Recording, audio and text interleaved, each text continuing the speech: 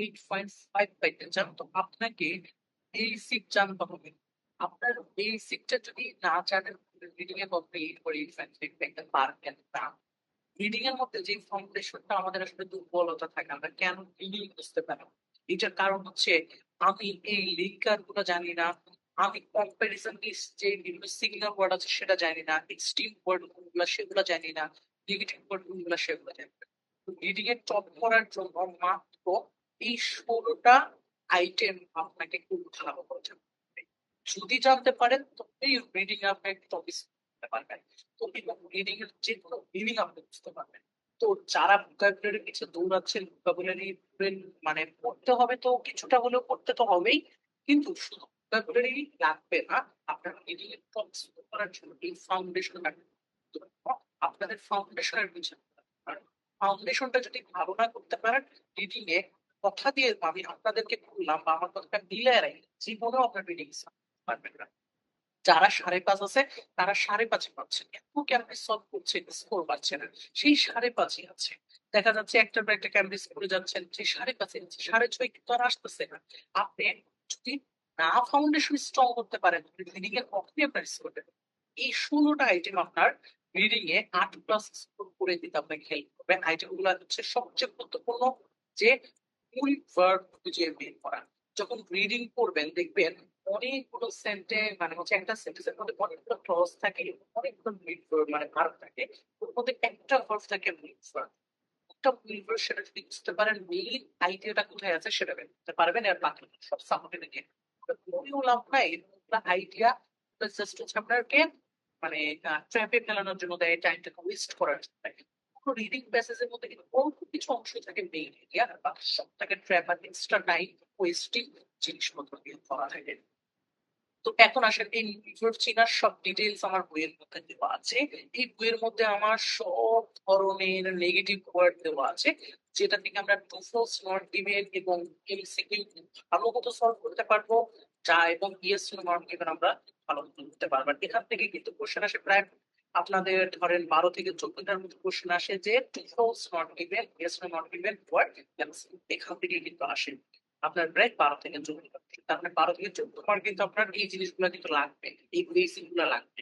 তারপরে extreme word, যেটা first word এর ক্ষেত্রে খুবই গুরুত্বপূর্ণ, শুধু ফার্স্ট ওয়ার্ড গিভেন এটা গুরুত্বপূর্ণ এরকম না, এটা কিন্তু আরো গুরুত্বপূর্ণ বহন করে হচ্ছে আপনার যে ম্যাচিং এর ক্ষেত্রে।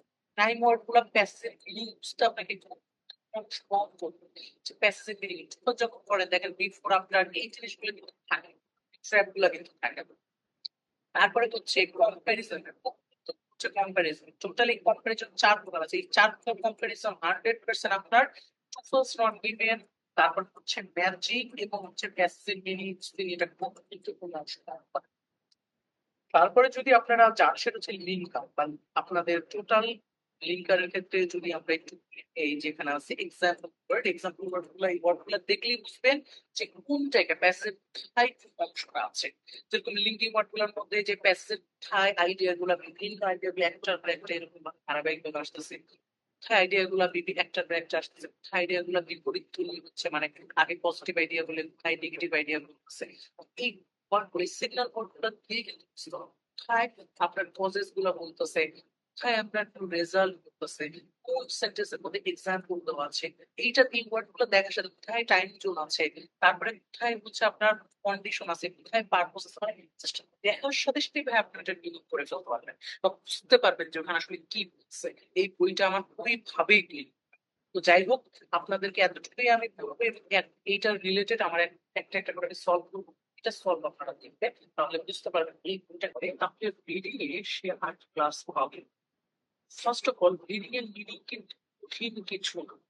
আপনি যদি সঠিক গ্রামার জানেন তাহলে রিডিং হয়ে যাবে আপনার লাইফের সব থেকে মানে মজাদার কোনো একটা সাবজেক্ট। তো আমরা আজকে এই প্যাসেজের এই প্যারাগ্রাফটা থেকে মেইন আইডিয়াটা বের করা শেখাবো, যে একটা রিডিং যখন আপনার প্রতিটা প্যারাগ্রাফের মধ্যে অনেক বড় বড় সেন্টেন্স থাকে, ওর মেইন আইডিয়াটা কোথায় থাকে এবং কিভাবে বের করতে হয়, আর কোন জায়গা থেকে সাপোর্টেড আইডিয়া। এটা যদি আমরা বুঝতে পারি তাহলে আইএলটিএস রিডিং আমাদের কাছে পানি বয়ে যাবে। দেখেন, এইটা হচ্ছে আমাদের সেন্টেন্স। আমি কিন্তু সরাসরি ক্যামব্রিজ বইতে আছি, আমি হচ্ছে ক্যামব্রিজ 19-এ আছি, এটা হচ্ছে আমাদের প্রথম সেন্টেন্স, এবং এইটা হচ্ছে আমাদের দ্বিতীয় সেন্টেন্স। তৃতীয় সেন্টেন্সটা দেখেন অনেক বড়, এই পর্যন্ত। আর এটা হচ্ছে আমাদের তৃতীয় সেন্টেন্স। রিডিং এর আপনার ভোকাবুলারি জানলেই যে রিডিং পারবেন, ভোকাবুলারি না জানলে যে পারবেন না, এটা পুরোটা একটা। কারণ রিডিং এর মেইন খেলাটাই হচ্ছে ওয়ার্ড মিনিং এর থেকে ইম্পর্টেন্ট হচ্ছে সেন্স, আন্ডারস্ট্যান্ডিং, জিনিসটা করতে পারা।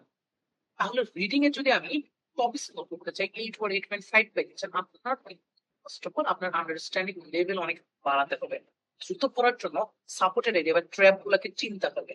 দেখেন, মাত্র 3টা সেন্টেন্সের মাধ্যমে পুরো এই প্যারাগ্রাফটাকে এক্সপ্লেইন করা হচ্ছে।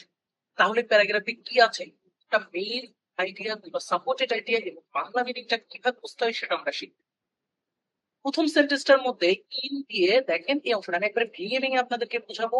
প্রথম অংশটা এই ইন দিয়ে দেখেন 2016, এইটা এরপর একটা কমা আছে। এবং আমরা যখনই দেখবো এরকম একটা প্রিপোজিশনের পরে একটা টাইম পিরিয়ড আছে, তাহলে আমরা এটাকে বলবো প্রিপোজিশনাল ফ্রেজ। এটার নাম কি? Prepositional phrase. তার মানে এটা হচ্ছে কত সালের ঘটনা, সেই সালের কথা বলছে। বুঝতে পেরেছেন? এটা আবার দেখেন এইখানে আছে যে 5 years previously, এখানে দেখেন আমাদের দেওয়া আছে 5 years previous। এখানেও কিন্তু আমাদের একটা টাইম জোন আছে, বাট এই টাইম জোনটা প্রিপোজিশন দিয়ে নাই। যখন প্রিপোজিশন ছাড়া কোনো টাইম রিপ্রেজেন্ট করে সেটাকে আমরা বলি অ্যাডভার্বাল ফ্রেজ। আর যদি প্রিপোজিশন দিয়ে টাইমটা থাকে তখন সেটাকে আমরা বলি প্রিপোজিশনাল ফ্রেজ। মনে রাখবেন, প্রিপোজিশন দিয়ে যদি টাইম জোনটা থাকে তাহলে প্রিপোজিশনাল ফ্রেজ, আর অ্যাডভার্বাল ফ্রেজ যদি প্রিপোজিশন ছাড়া থাকে অথবা প্রিপোজিশন দিয়ে থাকলে এখন আসেন আমরা যেটা করবো, এই অংশটার একটা মিনিং বা এটার মেইন জায়গাটা আমরা বের করবো। মনে রাখবেন, একটা সেন্টেন্স বুঝতে গেলে আপনাকে শুধু সাবজেক্ট, ভার্ব আর অবজেক্ট, এই তিনটা যদি খালি বুঝতে পারেন, এই তিনটা যদি বুঝতে পারেন সাবজেক্ট কি, ভার্ব কি, অবজেক্ট কি, আপনার কনফার্ম যে আপনার ফিলিং আপ হওয়ার ক্যাপাবিলিটি আছে। ঘরের আপনি ক্লাস 5-এর একটা বাচ্চাও কিন্তু সাবজেক্ট কি জানে, অবজেক্ট কি জানে এবং ভার্ব কি জানে। তার মানে একটা 5-এর বাচ্চারও কিন্তু আইএলটিএস বড় সেন্টেন্স তার বোঝার মতো ক্ষমতা আছে, যদি টিচারটাকে বুঝাইতে পারে। ঠিক আছে, এই সাবজেক্ট অবজেক্টটা আপনার যদি এতটুকু ন্যূনতম জ্ঞান থাকে, আপনার ট্রেনিং এ টপ স্কোর করার মতো আপনার ক্যাপাবিলিটি আছে। দেখেন এইখানে হচ্ছে আপনার ভার্বকে বুঝতে হবে। এই সেন্টেন্সটা হচ্ছে একটা প্যাসিভ সেন্টেন্স। কিভাবে চিনলাম এটা প্যাসিভ? প্যাসিভ চিনার হচ্ছে একটাই, প্যাসিভের জন্য আহামরি রুলস শিখতে হয় না, প্যাসিভের রুলস মাত্র একটাই। যদি কোনো অক্সিলারি ভার্বের পরে ভার্ব মানে মেইন ভার্বের ভি3 থাকে সেটা প্যাসিভ। কোনো অক্সিলারি ভার্বের পরে মেইন ভার্বের ভি3 থাকে সেটা প্যাসিভ। প্যাসিভের জন্য মানে মহাকাশ বিদ্যা শিখবেন না, একটাই প্যাসিভের কোর্স, এইটা দিয়ে প্যাসিভ। অক্সিলারি ভার্বের ভার্বের ভি3 থাকে বা পাস্ট ফর্ম থাকে, দ্যাটস ইট, হচ্ছে প্যাসিভ। তাহলে মূল ভার্ব তো তোমরা পেয়ে গেছি, এখন সাবজেক্ট। সাবজেক্ট হচ্ছে এইখানে যদি আমরা দেখি মূল ভার্বের আগে যেটা থাকে সেটা পুরোটাই হচ্ছে সাবজেক্ট। তার মানে এই মূল ভার্বের আগে দেখেন আর্টিকেলের পরে এই পুরোটাই হচ্ছে আমাদের সাবজেক্ট। তাহলে এই পুরোটাই হচ্ছে আমাদের সাবজেক্ট। তাহলে সাবজেক্ট আমরা পেয়ে গেছি, মূল ভার্ব পেয়ে গেছি, এইটা হচ্ছে আমাদের অবজেক্ট। এখন আসেন অবজেক্টে যখন আমাদের অ্যাজ থাকে, অ্যাজ দিয়ে যদি অবজেক্টকে এক্সপ্লেইন করে তাহলে বুঝবেন এখানে কোনো একটা আপনার কি আছে, কোনো একটা রিজন দেওয়া আছে। তার মানে হচ্ছে কোনো একটা কোজ আছে অথবা কোনো একটা রিজন আছে, এরকম হচ্ছে যে এইখানে অ্যাজ থাকে মানে হিসেবে, কি হিসেবে। তাহলে এখন আপনার এই রিজনটা ডিপেন্ড করতেছে কার সাথে, সেটা হচ্ছে ইউনিট ভার্বের সাথে। দেখেন কিভাবে মিনিংটা করে ফেলে, খুব সহজ। মানে সাবজেক্টটা কি, সাবজেক্ট হচ্ছে একজন মানে হচ্ছে একজনের নাম এখানে বলছে, এটা হচ্ছে প্লেয়ারের নাম। তার মানে প্লেয়ার হচ্ছে একটা tennis player, professional tennis player, কোন নাম? তাহলে ও হচ্ছে অ্যান্ডি মারি। তাহলে অ্যান্ডি মারি হচ্ছে একজন টেনিস প্লেয়ার, কোন নাম? তাহলে এটা সাবজেক্ট হচ্ছে অ্যান্ডি মারি। সে ওয়াজ র্যাঙ্কড, তাকে র্যাঙ্কড করা হয়েছিল। তার মানে সে মানে তার কত নাম্বার ছিল সেই জিনিসটা বলতে, সে কত নাম্বার ছিল। ঠিক আছে, তাকে র্যাঙ্ক করা হয়েছিল অ্যাজ মানে হিসেবে, কি হিসেবে? ওয়ার্ল্ড এর নাম্বার 1। এই দেখেন এখানে কিন্তু আপনার পেয়ে যাচ্ছে যে কি হিসেবে তাকে করছিলাম। তাকে কি হিসেবে করছিলাম? ওয়ার্ল্ড এর নাম্বার 1। দেখেন ভাগটাকে করছেন কাজ হয়েছে। তাহলে এই যে অ্যান্ডে মারি, ওকে হচ্ছে ওয়ার্ল্ড এর 1 নম্বর প্লেয়ার হিসেবে, টেনিস প্লেয়ার হিসেবে র্যাঙ্ক করা হয়েছে। দেখেন প্রথম সেন্টেন্সটা কিন্তু ক্লিক করে ফেলছে, প্রথম সেন্টেন্সে ক্লিয়ারলি মিনিং করে ফেলছি। কিভাবে করলাম? এখান থেকে আমরা গ্রামার শিখলাম, প্যাসিভ সেন্টেন্স কিভাবে মানে দেখে চিনবো এবং সাবজেক্ট চিনবো, আর অ্যাজ থাকলে কিভাবে, অ্যাজ হচ্ছে কিন্তু একটা আমাদের দেখা যায় যে কোনো একটা আপনার পজ ওভার ফল, এই জিনিসগুলো কি হিসেবে আসতেছে। ওকে, এখন এটা তো একটা ছোট সেন্টেন্স ছিল, এটা মিনিং আমরা করতে পারলাম, এটা একটা বড় সেন্টেন্স। এই সেন্টেন্সের মধ্যে মেইন আইডিয়াটা কোথায় আছে? এই সেন্টেন্সের মধ্যে আগে খোঁজেন ভার্ব আছে। মেইন আইডিয়া বের করার জন্য আপনাকে মেইন ভার্ব চিনতে হবে। এত বড় একটা সেন্টেন্সের মধ্যে দেখেন তো এখানে ভার্ব আছে কোথায়? ভার্ব আছে এখানে হচ্ছে ইট ওয়াজ। এই ওয়াজ একটা ভার্ব হতে পারে এখানে। তারপরে যদি আপনি দেখার চেষ্টা করেন এক এক করে সব ভার্ব গুলো এখানে খোঁজার চেষ্টা করবেন যে এখানে আসলে ভার্ব গুলা কি কি আছে। এর পরের ক্লসে দেখেন এখানে ভার্ব আছে কোথাও, এই যে যদি আমরা মেট কে নিই মেট পাচ্ছি। তারপর হচ্ছে ডিড, এই যে ডিড। তারপরে যদি আপনি দেখার চেষ্টা করেন সেটা হচ্ছে কনসিডার্ড, কনসিডার। তারপরে যদি আমরা দেখার চেষ্টা করি কমপ্লিটিং, ওকে, অনেকগুলা কিন্তু আমরা এখানে ভার্ব পাচ্ছি। এখন প্রশ্ন, এখানে মূল ভার্ব বা মূল অংশ পাবো মানে কতটুকু হচ্ছে মেইন আইডিয়া, কতটুকু সাপোর্টেড আইডিয়া। এইটা চেনার সব থেকে সুন্দর উপায়টা হচ্ছে মূল ভার্বটা চিনবেন এবং সাপোর্টেড ভার্বটা চিনবেন। সবচেয়ে সুন্দর উপায়টা হচ্ছে যদি কোনো রিলেটিভ প্রোনাউন, উপায়গুলো দেখেন আমার কিন্তু বইয়ের মধ্যে সুন্দর করে লেখা আছে। এক নম্বর স্টেপ হচ্ছে যদি কোনো রিলেটিভ প্রোনাউন অথবা যদি এরকম কোনো রিলেটিভ প্রোনাউন থাকে অথবা যদি সুপারলেটিভ অংশটা যদি মনে হয় যে ওয়ান অফ দ্য সামথিং কিছু আছে মানে সুপারলেটিভ অংশটা থাকে, ওখানে যদি কোনো ভার্ব থাকে তাহলে সেটা কিন্তু verb হবে না। অথবা পার্টিসিপল হিসেবে যখন আমাদের কাউন্ট হচ্ছে, যেরকম আপনার মূল ভার্বের সাথে আইএনজি যেটা আমাদের পার্টিসিপল হিসেবে কাউন্ট হচ্ছে, এরকম থাকলে সেটা কিন্তু হবে না। যেরকম এই কমপ্লিটিং, এটা কিন্তু আসলে পার্টিসিপল, বুঝতে পারছেন? এটা আমাদের এই যে কমপ্লিটিং যেটা দেখতে পাচ্ছেন এটা কিন্তু আসলে verb না। তাহলে এটা কিন্তু অলরেডি এটা হচ্ছে আমাদের একটা প্রেজেন্ট পার্টিসিপল ফ্রেজ হিসেবে এখানে কাউন্ট হচ্ছে। যে প্রেজেন্ট পার্টিসিপল কমপ্লিট, তার মানে এটা অলরেডি মূল verb না। তারপরে এইখানে যদি দেখেন এখানে ওয়ান অফ দা আছে, তার মানে ওয়ান অফ দ্য স্ট্রংগেস্ট, এইটাও বাদ। এখন আসেন এখানে দেখেন, এই যে দেখেন ফ্যাক্ট দ্যাট, এখানে একটা দ্যাট রিলেটিভ প্রোনাউন আছে, তার মানে দ্যাট আছে, মানে দ্যাটের এখানে যে ডিড আছে সেটাও বাদ। এখন বাকি থাকলো হচ্ছে কমা পাংচুয়েশন যেগুলো থাকে, কমা ইনড্যাশ, তারপরে হচ্ছে আপনার কোলন, এই ওইখানে যদি কোনো মূল verb থাকে সেটাও। তাহলে দেখেন এখানে ইংলিশের পরে যেটা আছে নেট, সেটাও বাদ। তাহলে দেখেন সাপোর্টেড এরিয়া গুলা কিন্তু ড্যাশে থাকে না, মানে এখানে থাকলে সেটা তো হবেই না। তার মানে সবগুলা ভার্বই কিন্তু এখানে verb না, সবগুলাই বাদ।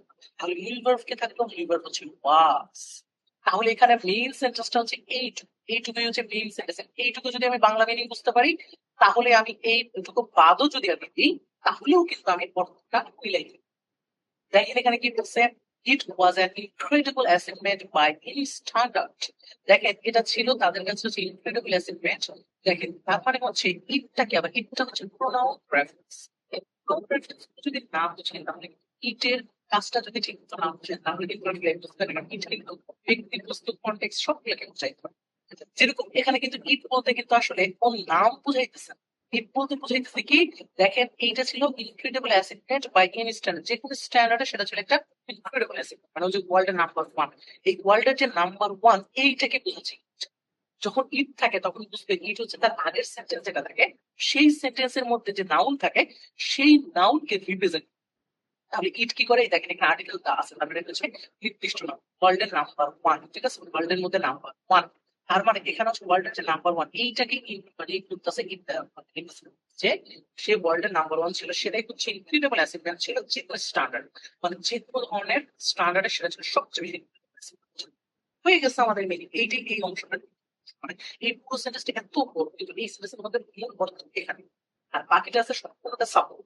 এই দেখেন বাকিটা সম্পূর্ণটা সাপোর্ট, যেরকম এখান থেকে যা পড়বেন সম্পূর্ণটাই সাপোর্ট। মানে এই যে মূল অংশটা যে সব সব স্ট্যান্ডার্ডে যে আসলে সেটা ইনক্রেডিবল অ্যাচিভমেন্ট ছিল, এইটার স্ট্যান্ডার্ড গুলো এখানে বোঝাচ্ছে, যে কম্পেয়ার করে করে বোঝাচ্ছে।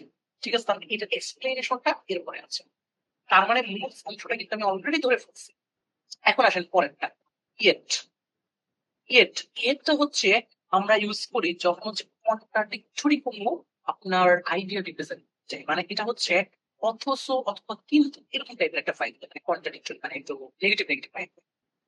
যেরকম ইয়েট 5 years previously, এটা হচ্ছে আমাদের অ্যাডভার্বাল ফ্রেজ, তার মানে 5 বছর। এই দেখেন প্রথমে ছিল এইটা, মানে এই 2016 সালের 5 বছর আগের ঘটনা, আমার 2011 সালের ঘটনা হচ্ছে যে হি, হি বলতে তাহলে এটা হচ্ছে প্রোনাউন। দেখেন আবার চলে আসলো প্রোনাউন রেফারেন্স। হি বলতে এখন কে, হি বলতে হচ্ছে এই যে ও হ্যান্ড মানে ও। এখন এখানে মূল ভার্ব খুঁজতে হবে। এই যে উই এর পরে দেখেন একটা ভার্ব আছে, সেটা হচ্ছে ইনসার্টেড। আবার যদি এখানে দেখার চেষ্টা করেন সেটা হচ্ছে ও পাটের পরে, আর এখানে আছে রিগার্ডেড। তাহলে বলেন তো এখানে মূল ভার্ব কোনটা? মূল ভার্ব কোনটা? দেখেন প্রোনাউন রেফারেন্সটা বুঝে গেলাম যে হি দ্বারা কাকে বোঝাচ্ছে। তাহলে এখানে তিনটে ভার্বের মধ্যে মূল ভার্ব হচ্ছে রিগার্ড। কেন? মানে আমি আবার আগেই বলেছি যে আপনি রিলেটিভ প্রোনাউন থাকলে সেই অংশে যে ভার্ব থাকবে সেটা কিন্তু হবে না, তাহলে এটাও হবে না এবং এটাও হবে না, কারণ এখানে রিলেটিভ প্রোনাউন যুক্ত অংশে পুরোটা, এটার মধ্যে verb নেই। তাহলে মূল ভার্বটা হচ্ছে এইটাই। তাহলে হি রিগার্ডেড, সে কি হিসেবে রিগার্ডেড ছিল? Talented outsider. তার মানে সে অনেক বেশি ট্যালেন্টেড প্লেয়ার হিসেবে কি রিগার্ডেড ছিল, বর্ণনায়িত ছিল। তার মানে সে হচ্ছে আপনার, এবং আউটসাইডার হিসেবে বোঝাচ্ছে যে বহিরাগত, যে খেলাকে অনেক প্রতিভাবান প্লেয়ার হিসেবে মনে করা। দেখেন এখন এই পর্যন্ত তাহলে আমাদের অর্থ পেয়ে গেল, তার মানে আমরা অলরেডি মেইন অংশটা পেয়ে গেছি। এখন হু দ্বারা এক্সপ্লেইন করে কি সেটা আমি একটু দেখাই। এখন দেখেন এখানে মজার বিষয়টা হচ্ছে who entered but never won the major tournament. মানে যে হচ্ছে আপনার ইন্টারটেড মানে অংশগ্রহণ, বারটা দেখেন বাট কিন্তু নেভার ওন কখনোই জেতে নাই কোনো মেজর টুর্নামেন্ট। তার মানে এই অংশটা সবসময় নেগেটিভ ওয়ার্ড থাকলে সেটাকে জোর দিয়ে পড়বেন। আর পার্ট থাকলে বুঝবেন হচ্ছে পার্টের আগে যদি পজিটিভ কথা বলে তাহলে পার্টের পরে নেগেটিভ কথা। মনে রাখবেন অলওয়েজ পার্টের আগে যদি পজিটিভ কথা বলে পার্টের পরে 100% নেগেটিভ আইডিয়া দিবে। দেখেন এখানে কি বলছে, সে অংশগ্রহণ করতো, ইন্টার্টেড মানে সে অংশগ্রহণ করতো কিন্তু নেভার কখনো জিততো না। দেখেন এই যে পার্টের আগে তাকে পজিটিভ কথা বলছে যে প্রতিটা টুর্নামেন্টে সে অংশগ্রহণ করতো কিন্তু সে জিততো না। এইভাবে আমরা যদি আসলে আইডিয়া গুলোকে বুঝতে পারি তাহলে যে কোনো বড় বড় প্যারাগ্রাফ থেকে আমরা এক্স্যাক্টলি আমরা ধরে নিয়ে আসতে পারবো যে আসলে অর্থটা কি। এবং সেখান থেকে আমরা যে কোনো প্রশ্নের উত্তর কিন্তু খুব ইজিলি করতে পারবো। রিডিং কে বুঝতে হবে, শিখতে হবে, যদি সেগুলো না করতে পারেন তাহলে ভালো করতে কখনোই পারবেন না। তো আশা করি সবাই এতটুকু বুঝতে পেরেছেন। এবং এভাবে যদি রিডিংটাকে বুঝে বুঝে সলভ করতে পারেন, আমার বইয়ে কিন্তু সুন্দর করে সব রুলস গুলো পড়ানো হয় এবং রুলস গুলো ক্লিয়ার করা হয়। সেই রুলস গুলো পাওয়ার জন্য আমার বইয়ের উপরে আমি ভিডিও আপলোড করবো, ভিডিও গুলো দেখবেন।